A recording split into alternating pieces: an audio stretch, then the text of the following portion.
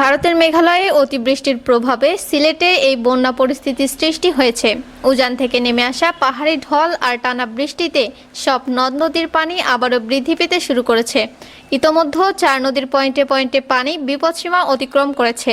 ফলে তৃতীয় দফায় বন্যার মুখে পড়েছেন এই অঞ্চলের মানুষ। সিলেটের সঙ্গে গোয়াইনঘাট উপজেলার সড়ক যোগাযোগ বিচ্ছিন্ন হয়ে পড়েছে।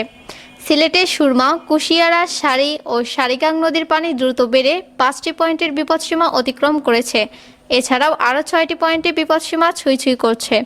27 মে প্রথম দফায় বন্যা দেখা দেয় সিলেটে, পরে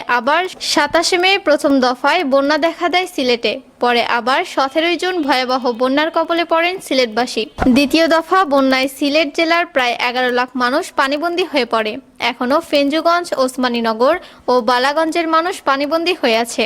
অন্য উপজেলাগুলোতে পানি কমলেও পরিস্থিতি পুরোপুরি স্বাভাবিক হয়ে ওঠেনি।